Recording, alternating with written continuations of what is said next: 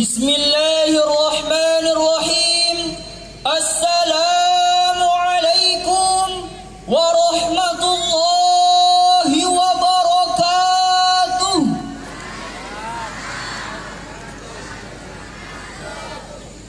Alhamdulillahilladzi amarna an yahtambal fuqara wal masakin. As-salatu wassalamu ala sayyidina Muhammadin khatamil anbiya'i wal mursalin wa ala alihi wa sahbihi ajma'in, amma ba'du. Dewan Hakim yang kami muliakan, hadirin sebangsa dan setanah air yang kami banggakan. Di tengah kondisi ekonomi yang masih lemah, di mana kondisi masyarakat bawah semakin susah, resah, gelisah, nafas pun terengah-engah, dan tidak sedikit yang sudah mulai menyerah, kita justru dibuat takjub dengan data yang disampaikan oleh Badan Amil Zakat Nasional yang mengatakan bahwa potensi zakat, infak dan sedekah di Indonesia mencapai 500 triliun rupiah. 327 triliun dari potensi zakat dan 187 triliun dari potensi wakaf. Potensi ini, hadirin, setara dengan 25% dari pencapaian APBN tahun 2021 di negeri tercinta kita, Indonesia. Bahkan hadirin, Indonesia berpotensi sebagai pusat referensi dan inspirasi lembaga siswa dunia. Karena selain kaya akan konsep pengembangan ekonomi Islam, Qurilly State Foundation mencatat negara Indonesia sebagai the most generous country in the world, atau negara paling dermawan di dunia. Namun sayang hadirin, potensi yang begitu luar biasa belum diimbangi oleh pengelolaan yang transparan, memberdayakan dan mensejahterakan. Kondisi ini diperparah dengan lembaga Amil Zakat Filantropi yang terjerat kasus korupsi untuk memperkaya diri sendiri. Bayangkan hadirin sekalian, BPAPK mencatat lebih dari 176 lembaga zakat dan pemberdayaan umat justru melakukan penyelewengan dana sumbang. Jika hal ini terus kita biarkan, maka kepercayaan masyarakat terhadap lembaga zakat semakin terdegradasi. Pengumpulan dana zakat dan donasi menjadi sepi, kegiatan pemberdayaan umat akan terhenti, kemiskinan semakin menjadi-jadi, bahkan ancaman kekufuran semakin mendekati bangsa ini. Betul hadirin? Kadal fakru ayyakuna kufro, na'udzu billahi min dzalik. Oleh karena itu hadirin, ekonomi syariah dan penguatan kesejahteraan masyarakat menjadi tema Syarhil Quran yang akan kami bawakan pada kesempatan kali ini. Dengan landasan firman Allah dalam Al-Quran surah At-Taubah ayat 103 berikut ini. A'udzu billahi minasy syaithanir rajim.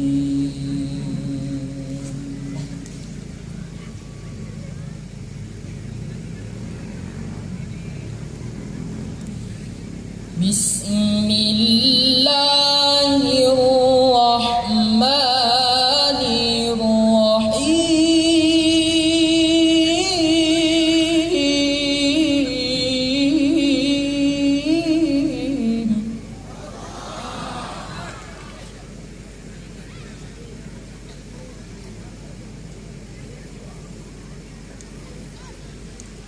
Khudh min amwalihim sadaqatan tutahhiruhum wa tuzakkihim biha wa salli alaihim.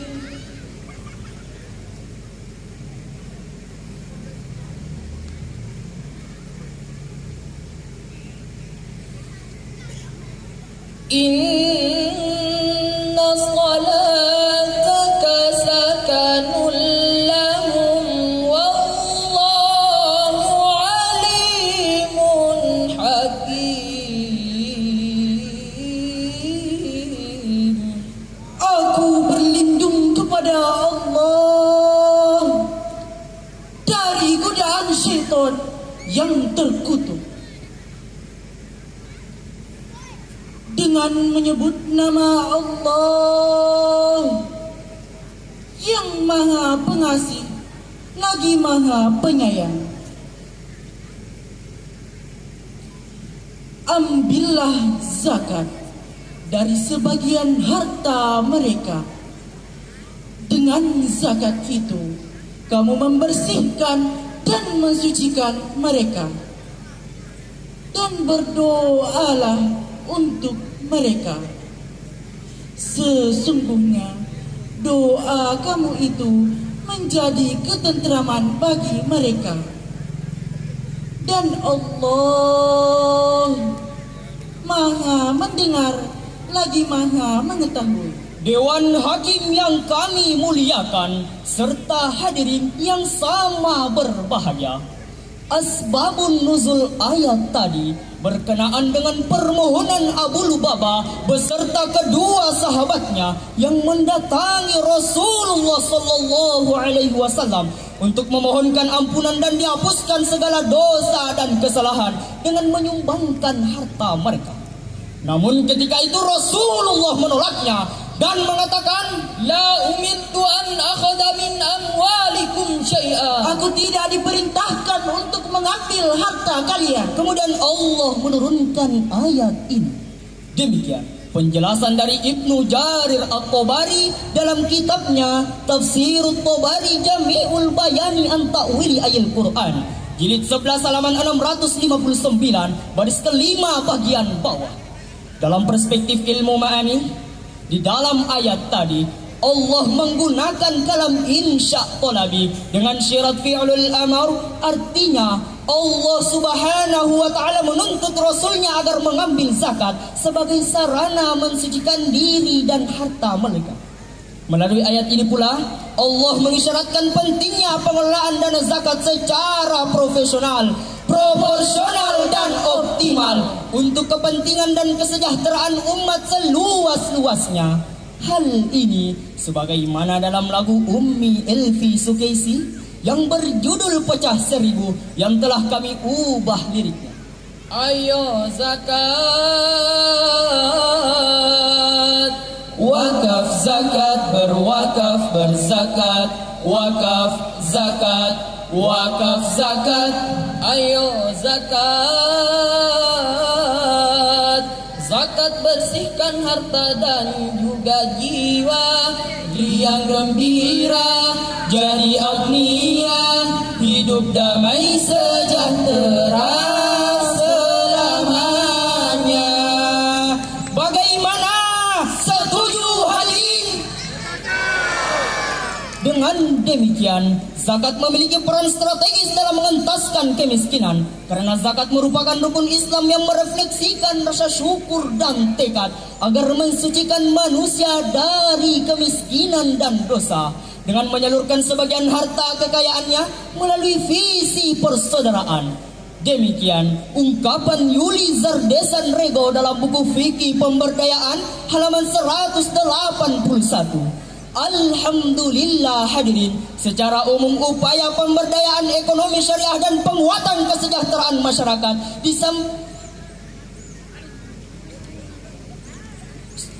untuk mewujudkan kesejahteraan. Namun sayang seribu sayang, fakta di lapangan menunjukkan bahwa angka kemiskinan terus melambung tinggi, kelaparan masih menghantui, gelandangan dan pengemis semakin marak kita temui. Bahkan banyak bayi-bayi yang mati karena kekurangan gizi. Dan tak jarang hadirin, kemiskinan menimbulkan frustasi hingga berujung bunuh diri. Sallallahu ala Muhammad. Wahai sang penguasa dan orang-orang kaya, lihat begitu banyak derita, banyak orang miskin yang memandikan air mata. Ya Habib, Mereka menjerit, Ya Muhammad, merasakan hidup yang semakin sulit. Khafiqaini, Sedangkan Ya Muayyad, Ya dan Mumayyad, Ya berdoa. Imam al-Qiblataini. Kemudian timbul pertanyaan, bagaimana ekonomi syariah dan penguatan kesejahteraan masyarakat dapat diyakini sebagai solusi pengentasan dari kemiskinan? Sebagai jawabannya, marilah kita renungkan firman Allah dalam Al-Quran surah At-Taubah ayat 60 berikut ini.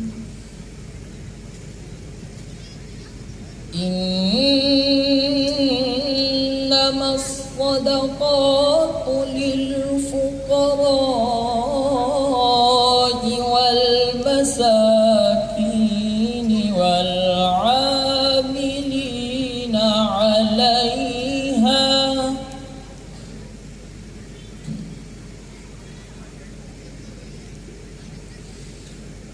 wal 'amilina 'alayha wal mu'allafati qulubuhum wa fil niqab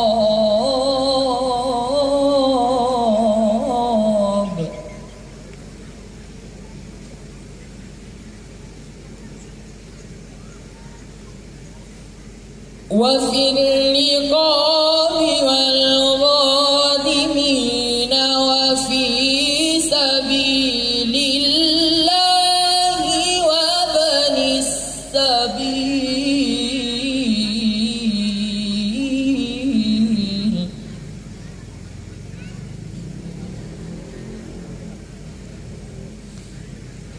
فريضة من الله والله عليم حكيم صدق الله العظيم.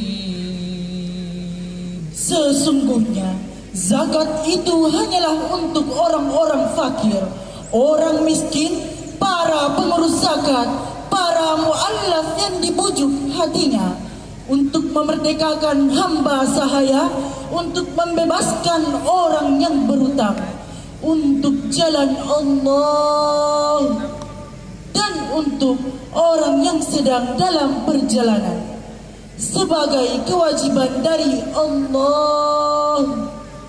Dan Allah Maha mengetahui lagi Maha bijaksana.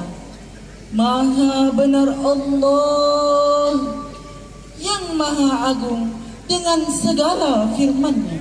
Dewan Hakim yang kami muliakan, serta hadirin yang sama berbahagia. Dalam ayat tadi, Allah mengawali ayat dengan lafaz innama, yang dalam perspektif ilmu ma'ani, lafaz innama merupakan poster atau taksis, yaitu menghususkan sesuatu dengan cara-cara tertentu.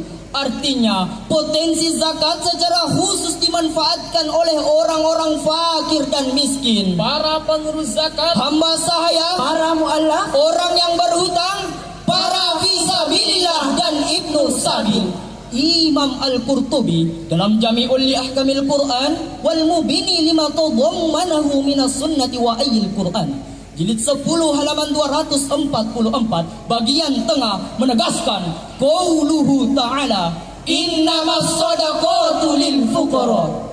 Hadirin, firman Allah Subhanahu wa taala menunjukkan bahwa Allah menghususkan sebagian orang untuk menerima harta sebagai nikmat dari Allah untuknya.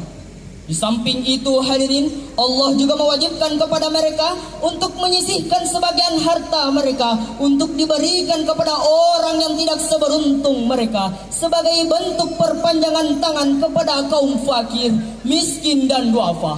Oleh karenanya hadirin, pengelolaan zakat jangan hanya berpusat pada bantuan yang bersifat sementara dan hanya memenuhi kebutuhan konsumtif semata. Penyaluran zakat harus mulai berorientasi pada zakat yang produktif dan memberdayakan sehingga mereka menjadi sejahtera dan berdaya.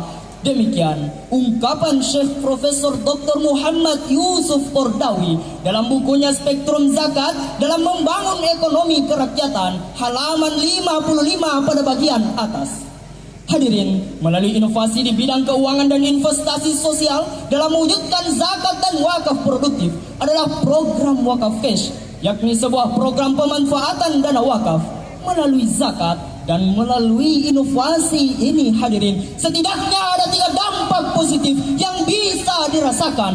Pertama, Pemerintahan mendapatkan dana yang bebas bunga dan terlepas dari jeratan hutang. kedua, yakni keuntungan investasi sebagai income retribution untuk mewujudkan kesejahteraan. dan yang ketiga, Terwujudnya kestabilan keuangan nasional. Pesatnya pembangunan, tumbuhnya pertumbuhan ekonomi nasional yang bermuara pada kesejahteraan. Demikian kutipan dalam tajuk Case Wakaf and Innovative Instrument for Economic Development dalam Jurnal International Review of Social Science and Humanity tahun 2013, volume 6, halaman 5 sampai 7. Dengan demikian hadirin, dari syarahan tadi dapat kami ambil kesimpulan bahwa pengelolaan ekonomi syariah dan penguatan kesejahteraan masyarakat di samping pemenuhan kebutuhan konsumtif semata adalah solusi tepat untuk mewujudkan generasi yang iman dan imunnya yang kuat, Tubuhnya sehat. IQ-nya hebat, dan pendidikannya bertingkat-tingkat, Tempat tinggalnya bertingkat. kesejahteraannya meningkat, sehingga menjadikan generasi bangsa Indonesia sebagai bangsa yang kuat, hebat, bermartabat dan berdaulat. Sepakat? Hadirin, sebelum kami tutup syarahan kami ingin melantunkan sebuah pantun. Bumi tosagenai indah memikat. mampir ki di Belawa, jangan sampai lewat. Mari gemar berwakaf dan berzakat demi Indonesia, menjadikan generasi bangsa yang kuat dan hebat. Wassalamualaikum warahmatullahi